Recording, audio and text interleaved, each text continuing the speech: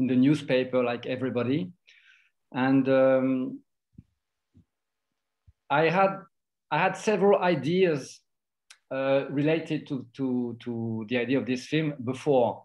First, I had the idea to make a film about a war photographer or a war reporter. I had this idea, but you know, sometimes you have ideas, but you don't know how to make it, which way, which story. And I also had the idea of making a film about an African war. And I spent a lot of time in Congo, but I made nothing of it. So I had these two ideas, and then I heard of Camille, and I was very moved by her story. So I began to read papers about her, to see her pictures, and I was very moved by the way she was making pictures, because I felt that what was important for her was that she always wanted to be close to the people she was photographing. And I read an interview that she gave to an American newspaper called Petapixels. I think it's a small newspaper about photography. And she was telling her life in South Sudan, where she went before going to CAR, the Central African Republic. And the way she described her life, living in a small neighborhoods, far from the neighborhoods where the expats were living, and the way she was describing her work, I had a feeling of that I felt very close to her personally. And I felt that, okay, I'm a man, not a woman. I'm not young as she is. I am not a photographer, but I felt the really strong connection between what she was trying to achieve and what I was trying to achieve. And so that we can see that you have made a lot of research on Camille. And then can you let us know if after having met the people who have known Camille, have you learned, did the story of Camille change from what you have read already beforehand of the other media that you have read? For example, your film was made with the support of Camille Lepage's family, and then also perhaps the people in Central African Republic. Have you met the people there that you have already who have already known Camille, and then how did you learn the Camille story from their perspective? Yes, there was no book that I could adapt, so I had to make the research myself. The first people I met was the family, the mother, the father, and the brother, and to ask their permission. That was the very beginning. I thought, okay, I'm not sure that I had to do this in a legal point of view, but from how to say, from a moral point of view, I would not make this film without their permission. So I met them, and I tried to explain what I just said, the connection I felt, and what would the film be about. And then they had to think about it for 1 or 2 months, because Camille just passed away 6 months before. So it was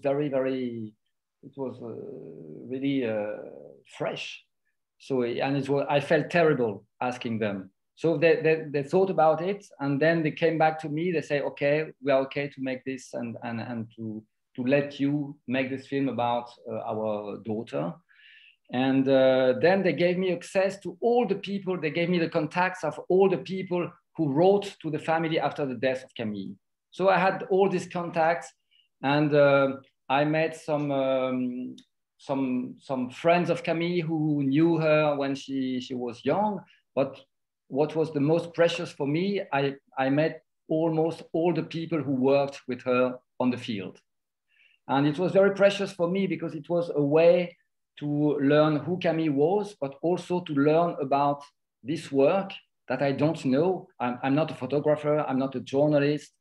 Of course, in my life, I met a lot of them, but it's not my work. And I wanted to be precise about how to describe the way that you work when you are a photojournalist and a young photojournalist working or trying to work today as a freelance in such a country like Central African Republic. So I met all these people, maybe 30 people, 40 people, and I made long interviews of them. And this was the basis of the script I wrote after.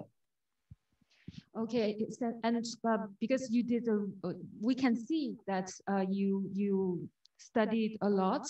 And then you have a lot of background stories about Camille, and also you have a lot of resources from Camille, because you did a great job blending the fiction and documentary in your film. And then we can see sometimes, from time to time, photos from Camille and then some raw footage. And then can you share with us how did you manage to put those two parts and blend them together very well? Well, first I had to write a script, and to write a script, I had to put some fiction. For example, in the life of photojournalists, you will meet a lot of people.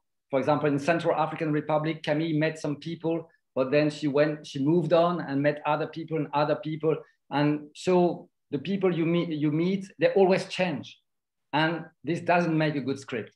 You need to have stable characters around Camille.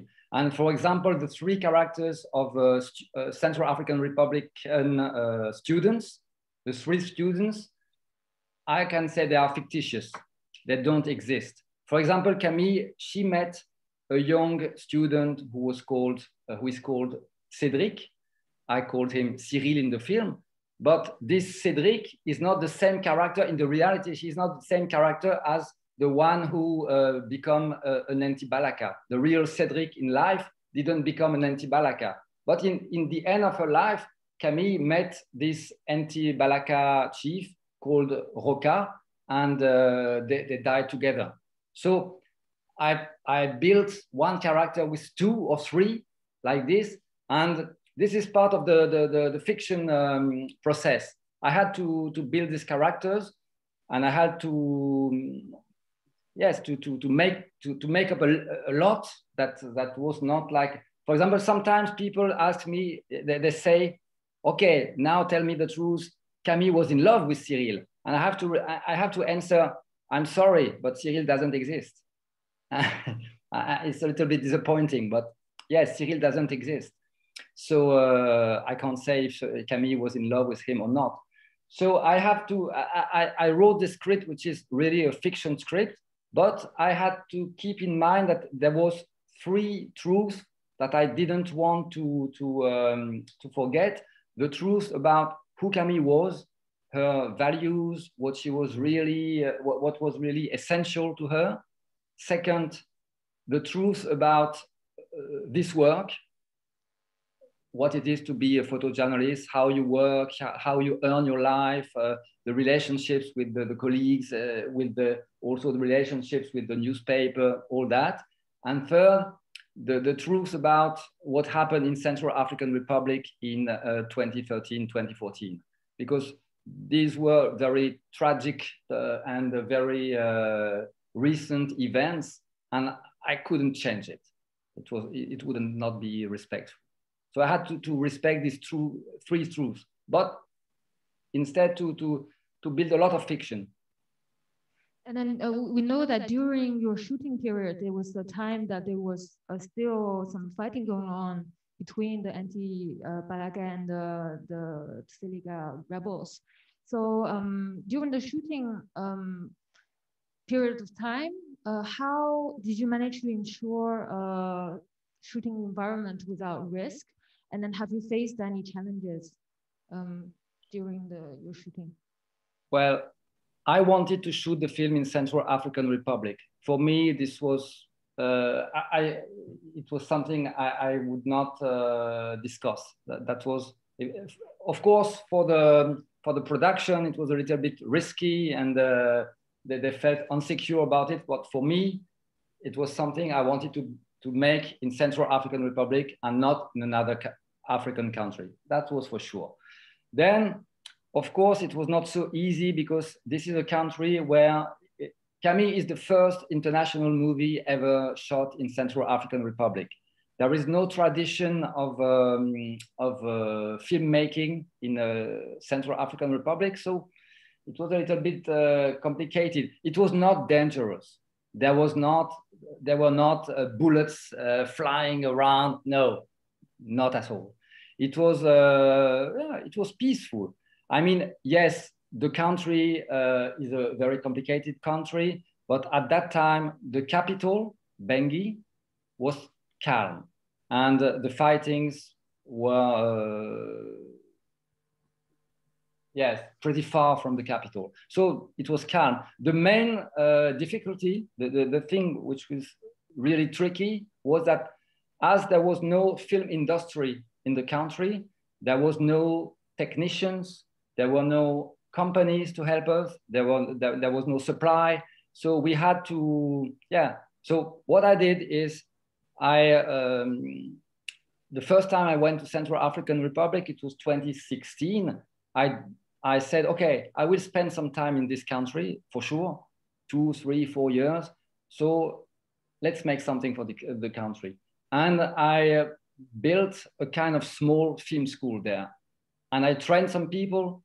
I helped young Central African Republic directors to make their own documentary films. Some of them are very good.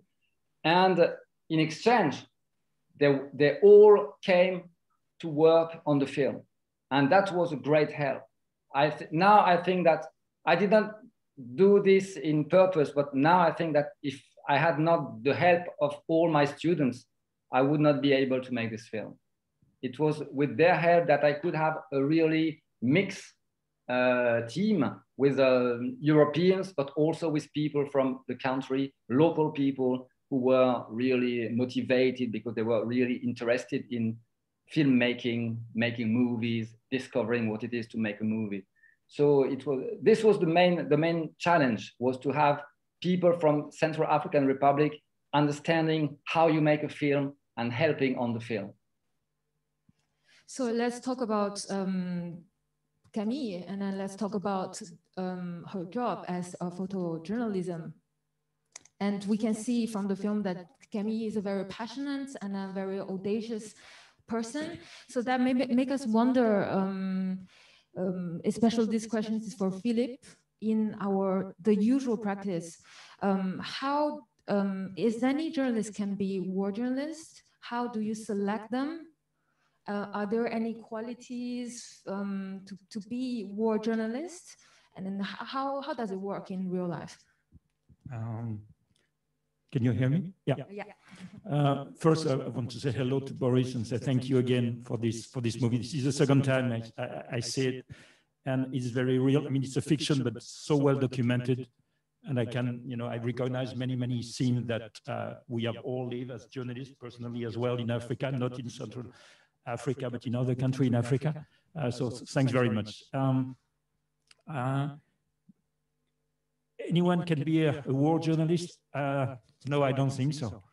I don't think anyone can be a journalist, probably, but being a war journalist, I mean, you need first, when you belong to a news organization, you go on war on a voluntary basis. No one will force you to go in a conflict zone. This is rule number one. In your news organization, you let the people choose they want to go or they don't go. Then, if they belong again to a news organization, which was not the case of Camille, unfortunately, well, you have to be trained. You have a training, what we call hostile training, which can be very rough. And this training is a possibility for us as editor-in-chief or managers also to identify, or for the journalist himself or herself, just to realize or to identify who can go or not. I mean, you can see some people, you know that it will be too dangerous to send some people because emotionally they can't make it. And when you see the movie, when you see Camille, how brave she was, how strong she was, well, we can talk about the mistakes she made also, and she made, including at the end of her brief career. But during all the period she spent in Central Africa, she was very brave, and not that many people can be as brave as that. So yeah, I mean, many people can be war journalists, but you need to know why you want to do that. You need to be trained, if possible, and seriously trained. And you need to know the rule. And the rule is that, well, when you go in a war zone, never go alone. And this is the biggest mistake Camille made. I mean, and we understand why. She, you know, when she said, "I feel so good," but you know, she feels so good, but you know that she will, even if you don't know her story, you can guess what will happen. And that's a problem. You never go alone. You have to be trained. If possible, you wear some safety gear, you wear some protective, and we can see in the movie, none of them, and especially Camille, was wearing a bulletproof jacket or a helmet, whatever could have protected her. So there are things that you need to know, and you need to be trained, you need to be protected if you want to be a war journalist. And then just speaking of the training, so we know that we have some images to show. Yeah, just 2 or 3 images you can share with I don't know if Boris can see them as well. Yeah, Boris can see normally. We'll share screen. It's very brief. It's just to explain, you know, at AFP how we train the journalists before we send them on war zone. And we have this kind of training in different countries, including in France with the French army or with the French police as well. And we train them a lot, like in, you know, you were in real war zone, you know. That's very realistic. And again, it can be very rough. And especially this kind of thing that I personally had also as a training when I was young, you know, hostages, and how you react to this kind of situation. Are you a danger for yourself? Are you a danger for your colleagues? And those training are very important. I mean, more and more news organizations now do this kind of training for their staff. And unfortunately, I mean, some freelancers, it was a case of Camille, and most of them are not trained. And I remember during the Syrian war, I was at the border of the Turkey and Syrian in a town called Gaziantep. At that time, I was news director for AFP, and I went there because we set up an office there for sending people there, the specials, what we call. And when I was there, I met so many. It was the beginning of the Syrian war. I met so many young reporters like Camille, guys from Greece, from any countries of Europe, some of them from Latin America. They went there and they wanted to shoot some war pictures, and they asked us, "Can you send us?" And we said no.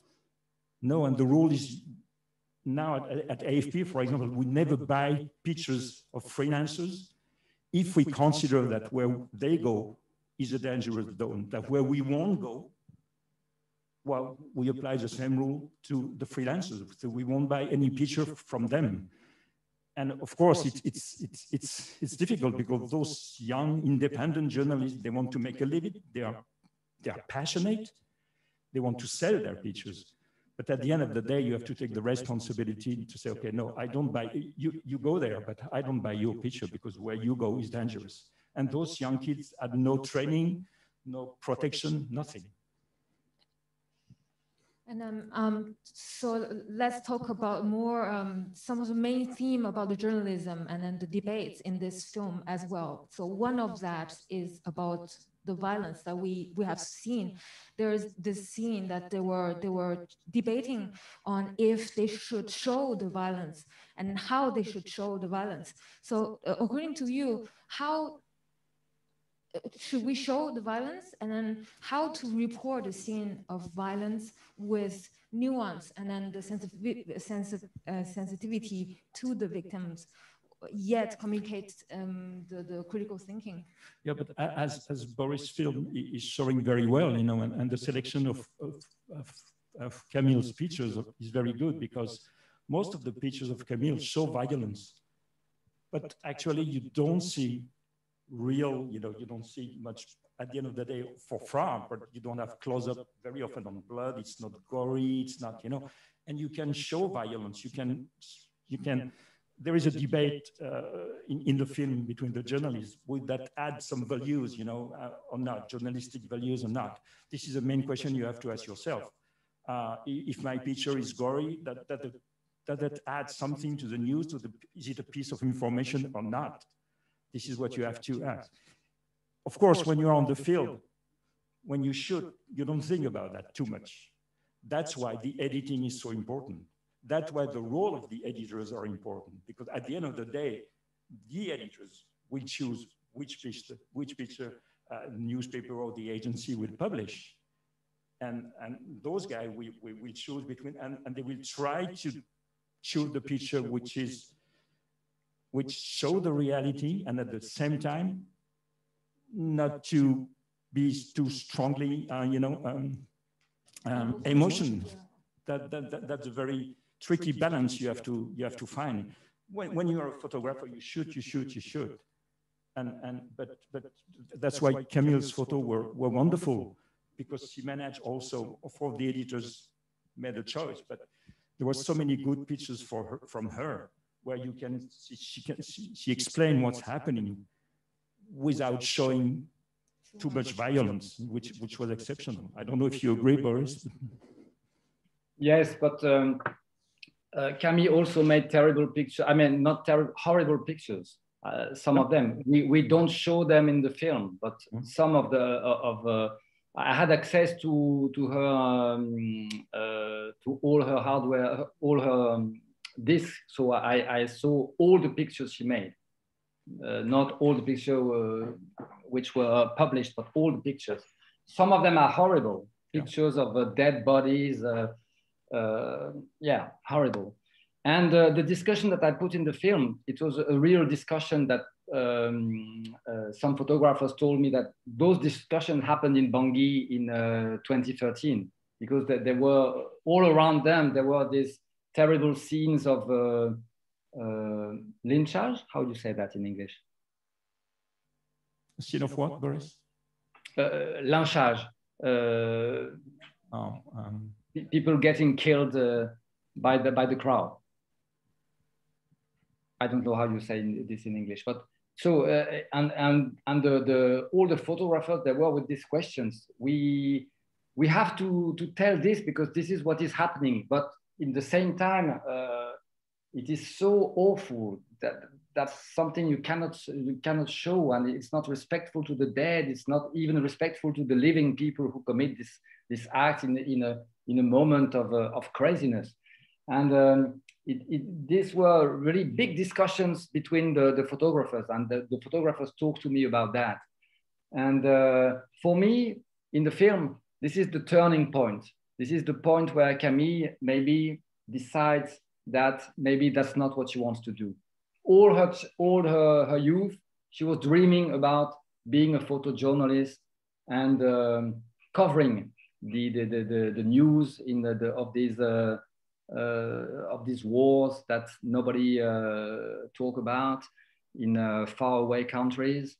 And maybe at that point, she has the feeling that maybe that's not what she was dreaming, what was for her the most noble work in the world. Maybe it has no sense. Maybe it's just disgusting, it's garbage. And for her, it's terrible. And that's the point where she goes back to France.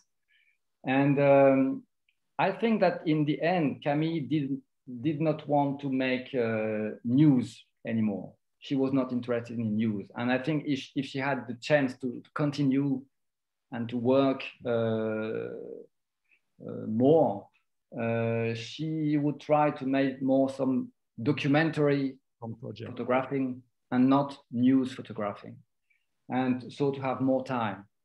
And I also want to say something about what, Philippe, you call the mistakes of Camille. And of course, I know that she crossed a lot of lines at the end of her life.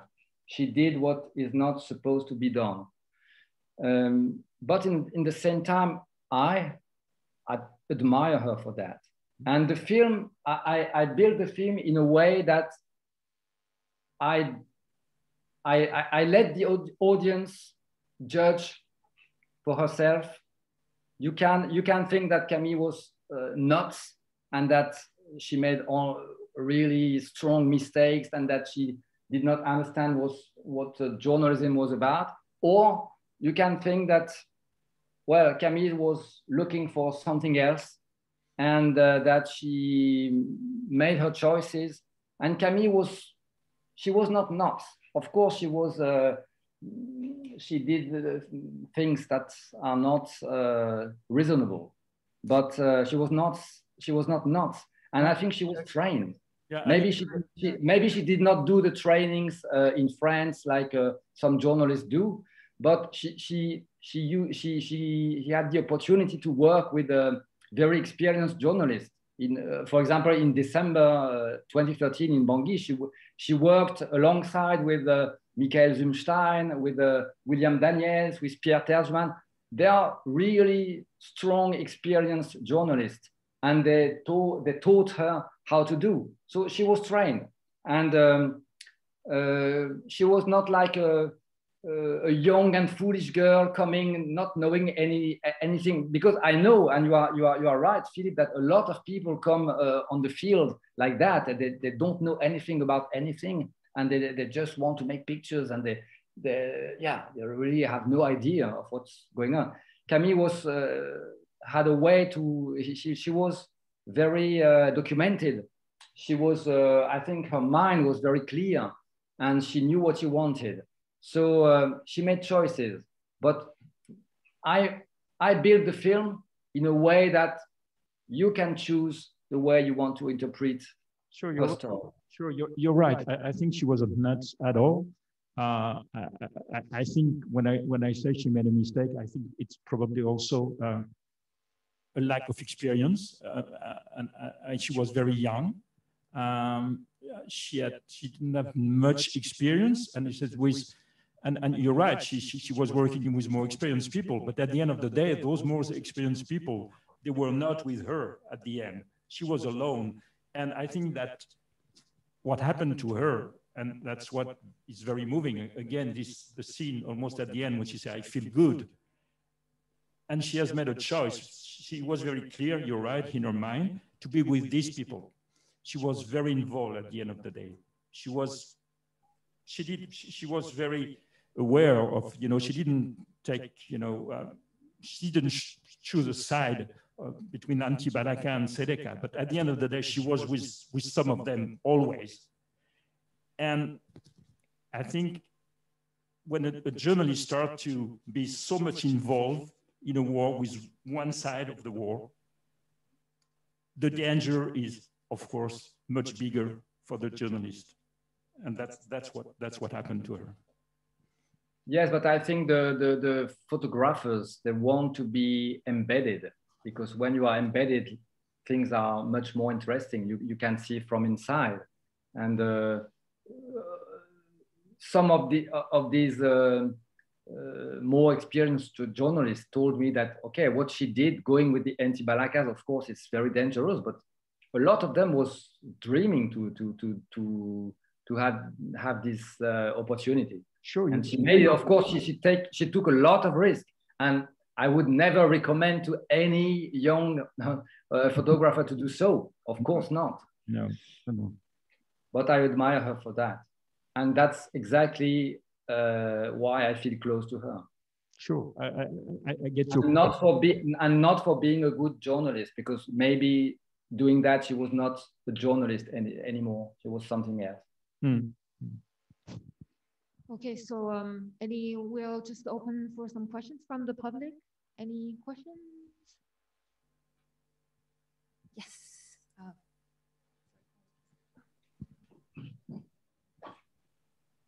Hello, Boris. Hello, Philippe. My name is Maggie, and thank you very much for bringing us the film about such a passionate lady working in the field. I have a question about maybe Philippe. Yes, because in the film I think we also see another debate. Is like Camille is having a very close relationship with the local people there, and her colleagues is actually saying that, oh, you shouldn't be such close with those local people. So how the war reporters like handling the relationship with the locals? It's like you take the relationship for the news only, or you just keep some distance with them for your more neutral news report? Well, that's the whole thing. I mean, you have to be, as a journalist, you have to be as neutral as possible. At the same time, the longer you stay in a place, and especially in a war zone, the longer you stay in a place, and that's what happened with Camille. I mean, you have most of the time you stay on one side only. You're not moving from one side to another side, and the longer you stay, the closer you are to the people, and you have to be very strong to keep the moral distance with such a very limited physical distance at the same time. That's very difficult, and I think that's probably one of the most difficult things for a journalist, especially someone like Camille, who wanted to, as Boris very well explained, wanted to make a kind of document of a very in-depth document of what was happening, not only news, but something much more stronger and much more deeper. And for that, you have to be close to the people. But at the same time, when you get closer, you take more risks. And that's what happened at the end of the movie. Okay, any other questions?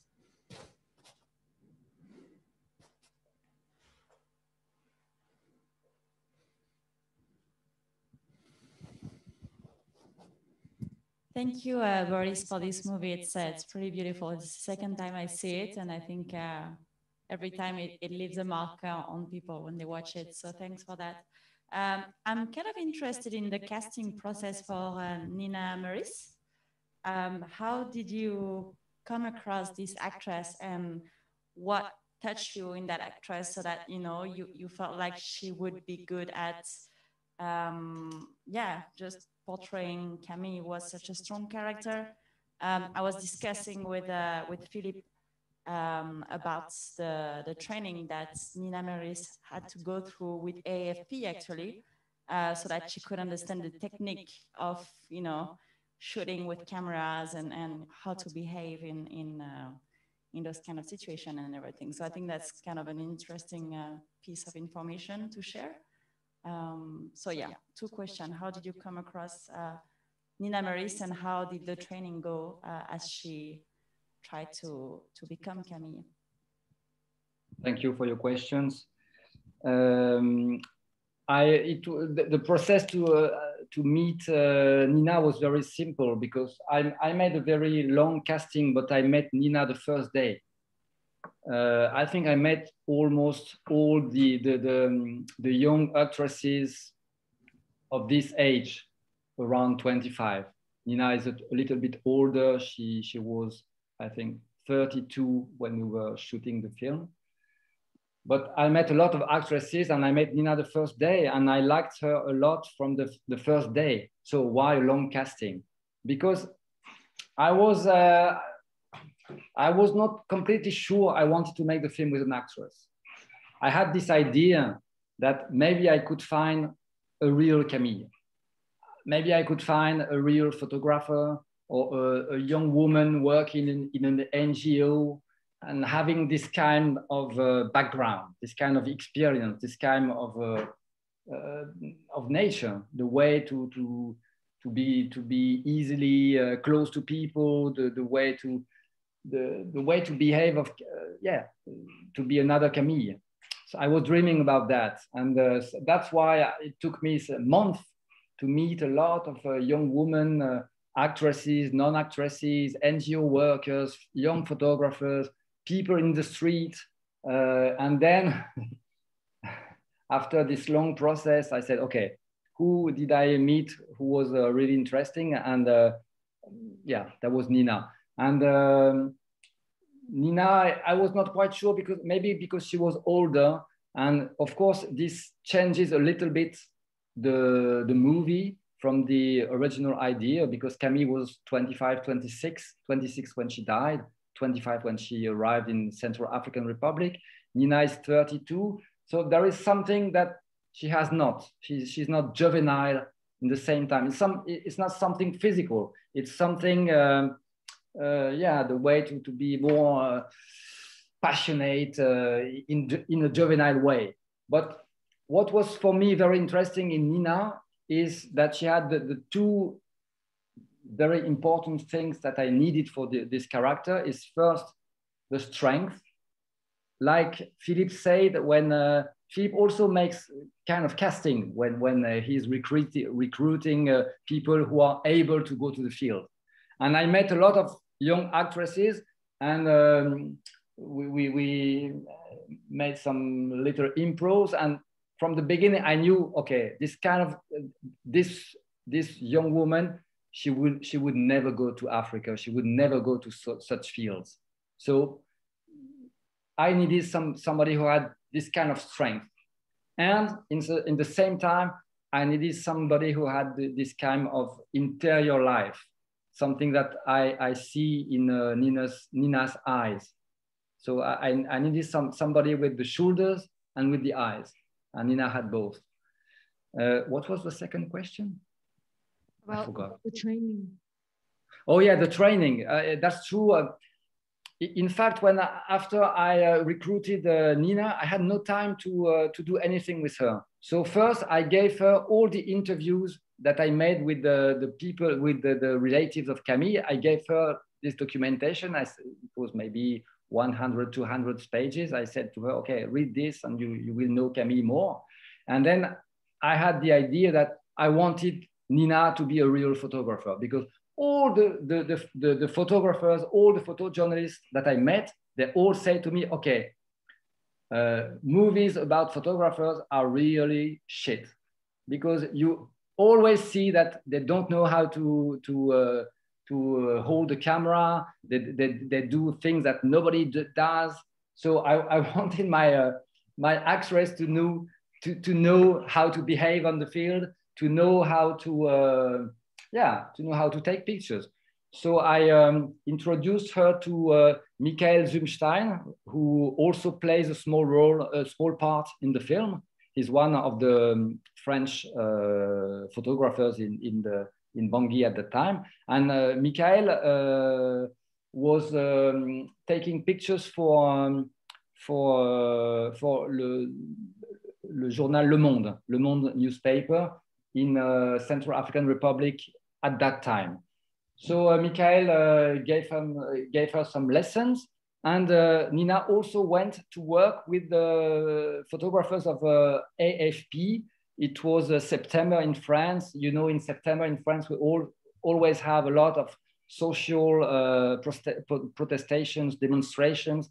And Nina went with her colleagues and made some pictures. I even think she sold one picture to AFP. I'm not quite sure, but I think she sold one picture. So she had this training, and this was great, because when we shot the film, that was something that she knew how to do. And she always says when she's interviewed that for her it was something really precious to know how to behave with her camera, because everything was for her very new and uncertain and maybe difficult.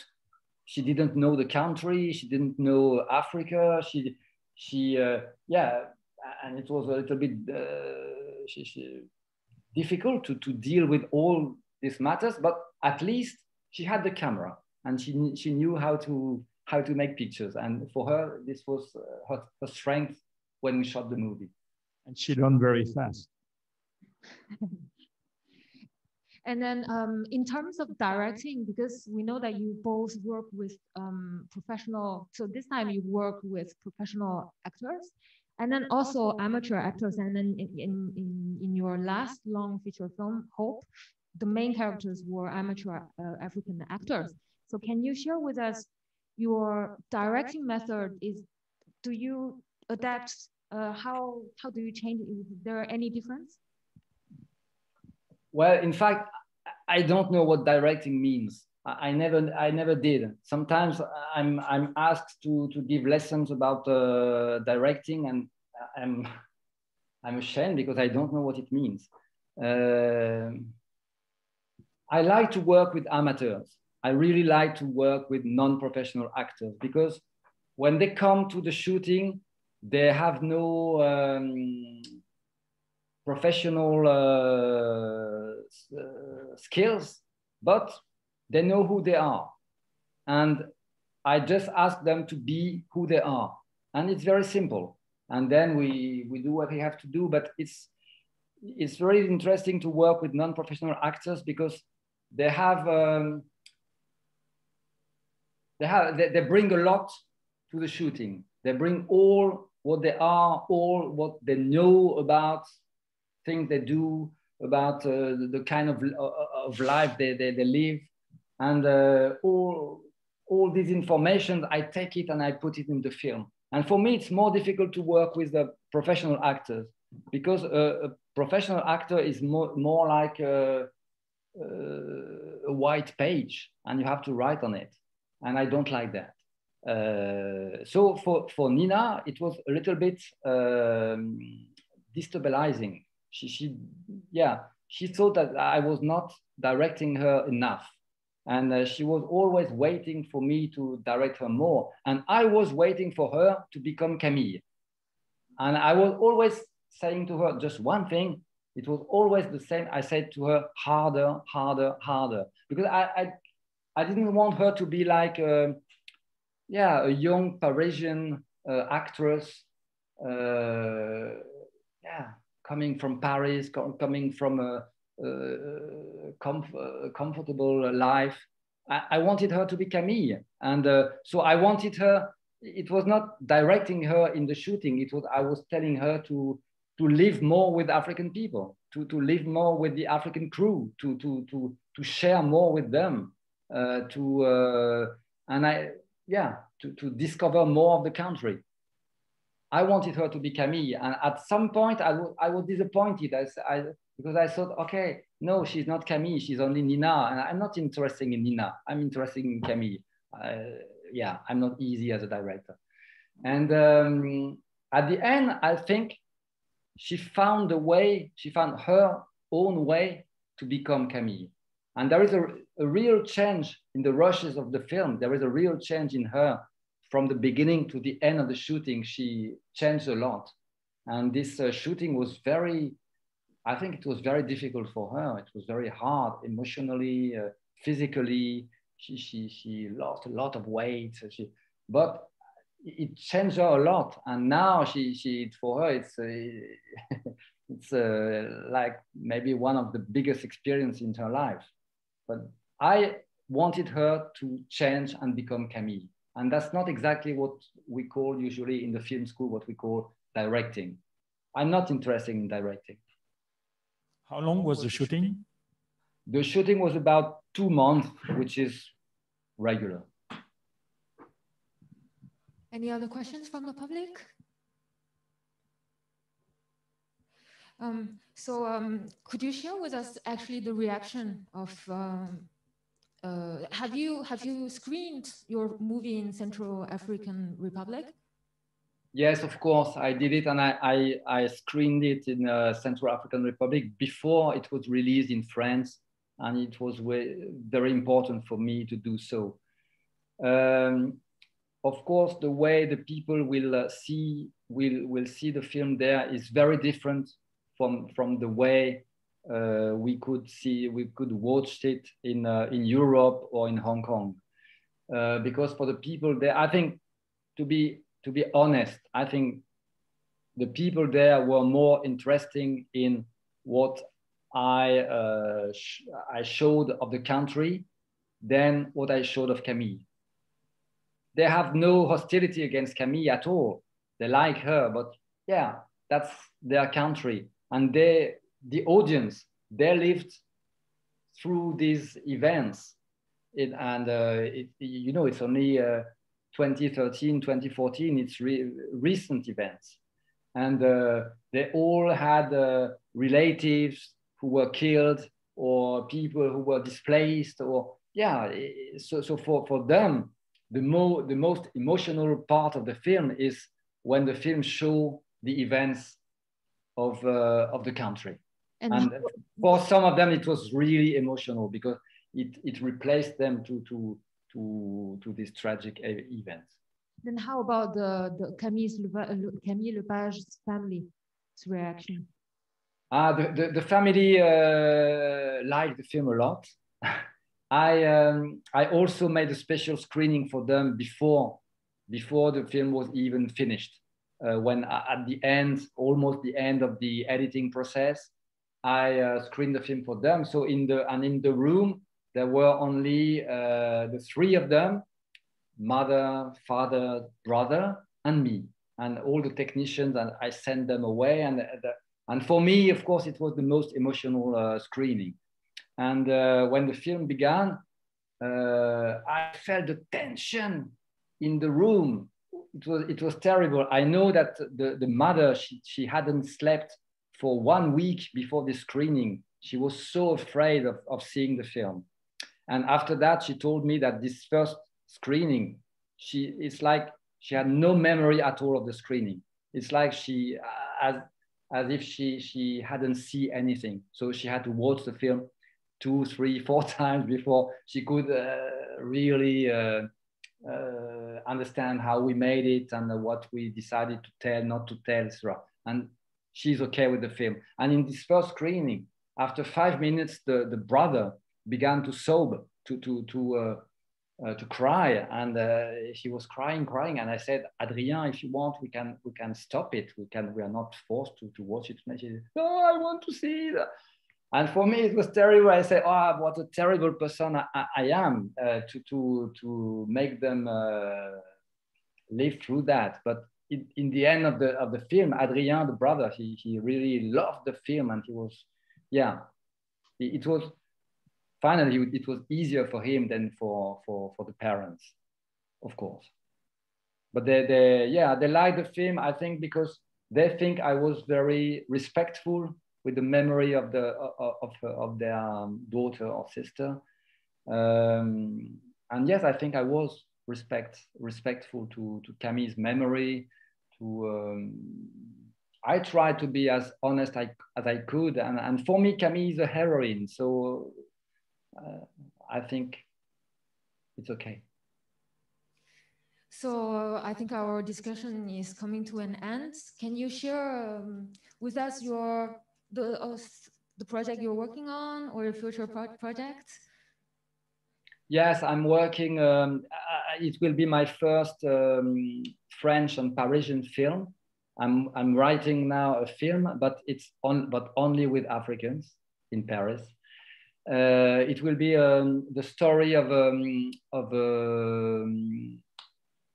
a guy who works in the delivery in Paris. Somebody who has no papers and is working with a bicycle making deliveries in Paris.